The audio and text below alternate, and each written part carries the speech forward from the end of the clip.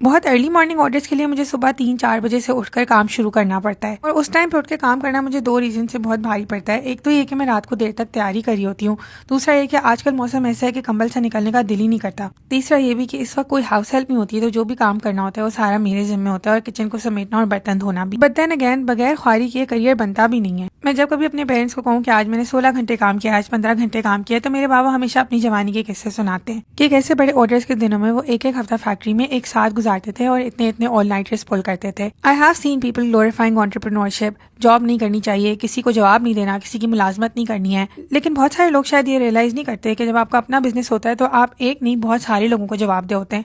अपने बिजनेस के लिए ख्वारी भी खुद करनी पड़ती है।